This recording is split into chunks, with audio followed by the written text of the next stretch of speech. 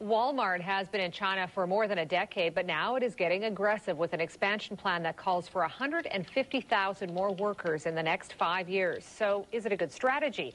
Let's ask Rick Penny, president of the Lakeshore Group. Good morning. Good morning. So what do you make of Walmart's move into China? Is this a good one? Oh, it's absolutely a great move. It's just a huge market. I mean, the world population is 6.5 billion. China has 25% of that. They're just primed for this type of retailing. Well, how lucrative is the Chinese retail market then? It's very lucrative. The per capita disposable income has been quadrupling over the last number of years, and the population simply doesn't have a lot of opportunity to spend on consumer goods, so there's pent-up demand there. So Walmart has been there for 10 years or more now. It has about 56 stores there. Right. How has it been performing in the last decade?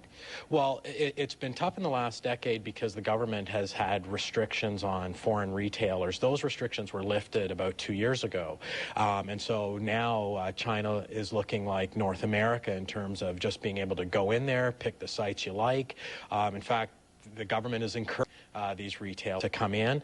Is there, Zara is there, Tesco, the big British supermarket chain is there.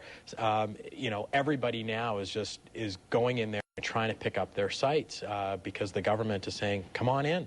So there's a pretty good thirst then for that North American style of retail. Absolutely. The demographers have been saying that the Chinese are very, very receptive to North American style goods. And from a Canadian perspective, Canadian goods and services are highly valued over there. There's a lot of Canadian building products that are being sold over there. Canadian developers on the residential side are building Canadian style subdivisions over there. And obviously residential growth ties nicely into retail growth.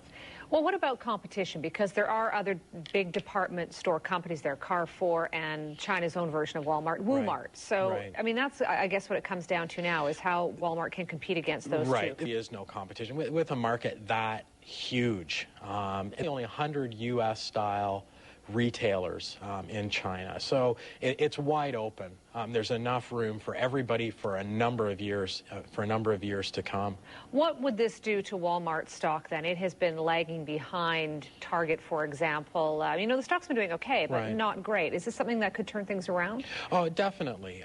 It's just, I think that now that the rules have been loosened up for retailers, the next 3 years we'll see how well Walmart can perform, but there's certainly not a lack of people to buy.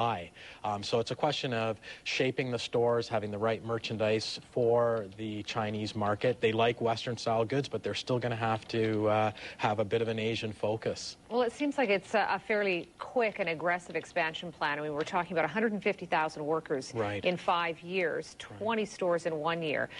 Is this doable, the 1,000 workers in 5 years? I think so. There's, again, a lack of population. It's just a question of getting some training done. Well, funny, that's what Walmart is saying, that their biggest challenge is trying to find the staff. But right. you'd think in the world's most populated country that wouldn't right. be such an issue. I think what they're saying is finding the staff that will understand the Walmart style of selling goods in their store. So there has to be some training done, and you know, that takes a little bit of time. Walmart is not a company without controversy. It has dogged them in the United States. Is this something that could follow the company into China? It could, but I don't see that happening for probably 20 or 30 years. Yes, we know about their labor problems here in North America. We know that a lot of the prime sites are drying up. It's just they're becoming saturated in North America. China doesn't have that issue right now. What does this say about the global retail scene? I mean, Walmart is just one of the few that get into China. Right. I mean, is the whole landscape really... It is. I mean, the retailers have to be global. That's not going to be good news for the anti-globalization people, but that's what we're seeing. As I said off the top, IKEA is there, Zara is there. People may not know that even Canadian Tire has opened up an office in China because there's just so much growth there.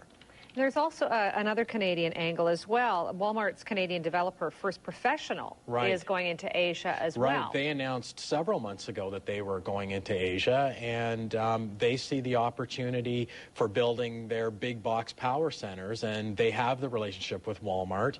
So if you've got a willing tenant, it's easy for them to go in, pick up good sites, develop the real estate, and bring some other retailers along that like to locate next to Walmart. So what's the biggest challenge or the biggest risk to Walmart's plan? Well, I think the education of the workers, I wouldn't say it takes time. And there's the Asian culture issues to deal with. Although it's very open to Western-style ways of doing businesses, laws are still Asian-focused. That's going to be the Any toughest. kind of governmental regulation challenges? Well, it's open, but again, dealing with government. Government has their hands in everything in China, so you have to have very good contacts in the government, which you wouldn't have to have necessarily here in North America. So those are the challenges there. All right, we'll leave it there. Thanks very much for coming in today. Thanks for having me back. Rick Pennycook of the Lakeshore Group.